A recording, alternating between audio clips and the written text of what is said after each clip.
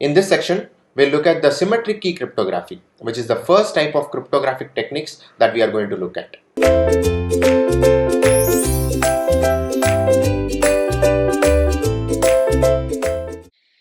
Now, looking at the first type called as symmetric key cryptography, right?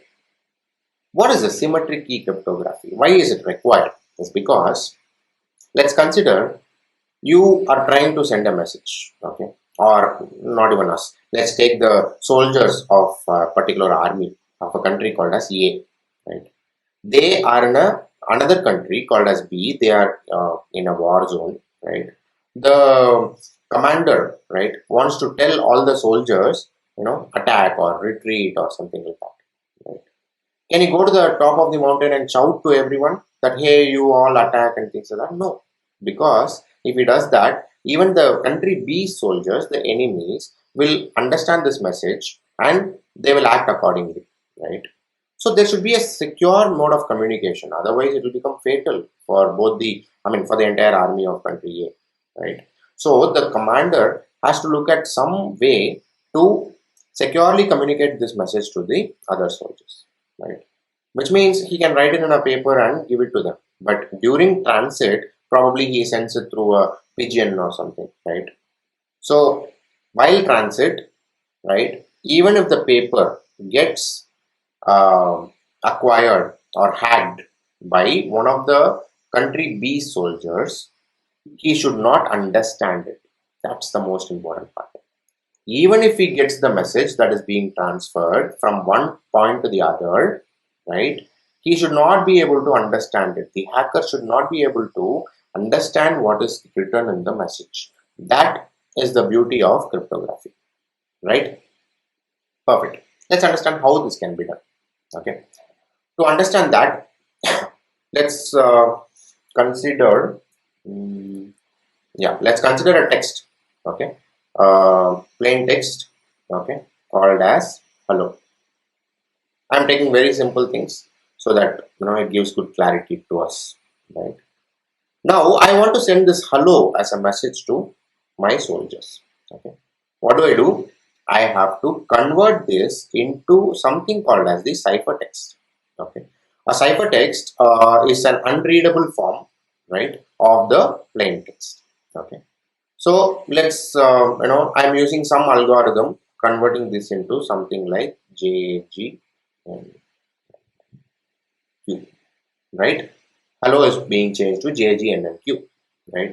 So I'm sending this message through the network and not this hello directly. Okay, I'm converting, then sending this message through the network so that whenever this gets hacked by the enemy, B is hacking this and reading this also. What does he understand by reading JGNNQ? He doesn't understand a thing about this, right? So that's the reason I converted this into the first place, right? Then again, when this reaches the soldiers, okay, the intended recipients, they can convert this back to hello. Only the intended recipient knows how to convert this back into hello, right? That is the process of cryptography, right? This process, right, where you convert a plain text into ciphertext is called as encryption. And this process, where you convert a ciphertext back into a plain text, is called as decryption, right? So hello is a plain text, yeah, and you are encrypting it into a ciphertext. Here it was JGNNQ, here it is something unreadable, right? Unreadable. Then you are at the end, when the receiver receives this message JGNNQ, he will be able to decrypt it, convert ciphertext into plain text and see and read this message called as hello, possibly. Okay. Now the question remains, how did I convert this hello into JGNNQ, right? For which I used a key, right? In this case, the key was 2. I did a very simple thing. I took H in the English alphabet and I moved it by 2 alphabets, right?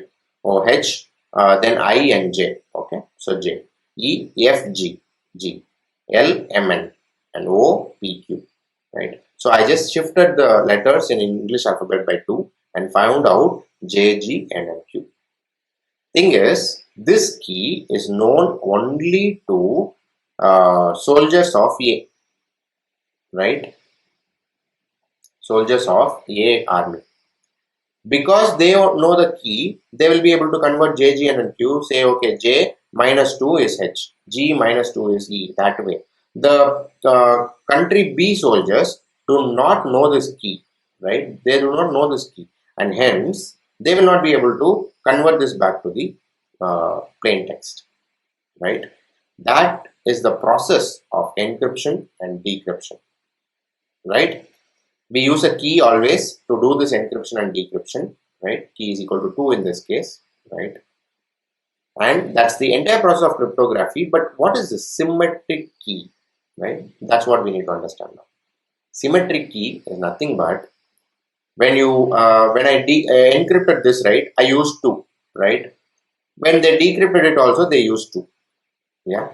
If the same key is used in both the places, right, both encryption and decryption, same key is used, then this is called a symmetric key cryptography. Symmetric means same in both the places, right? 2, 2. Same key for encryption, same key for decryption means symmetric key cryptography, right? It provides a lot of advantages like secure communication and everything, but one thing it does not provide is something called as authentication. Authentication is a problem. Okay. To explain authentication, let me tell you. Okay. Let's say the ciphertext was hacked by the country B soldiers. Okay. So they hacked this, right? And they don't want to decrypt it. Okay. They did not want to decrypt it, but they actually sent a wrong message. Okay. JGNNQ they'll put, right? And send it to the receiver. Okay. The receiver will receive it and he will see, okay, JGNNQ, he reads it as hello and then he does whatever the message says. But how can this receiver be sure that this JGNNQ came from the actual sender, came from their army commander? They cannot be sure, right? So there is no way in symmetric key cryptography to make sure or to authenticate that the intended sender only sent this message, right? It could have been sent by anyone. It could have been sent by the people or the soldiers in the country B army, right? Or any hacker or a tamperer or anyone could have sent it, right? So this authentication cannot be provided by symmetric key cryptography. That is something that you need to keep in mind, right?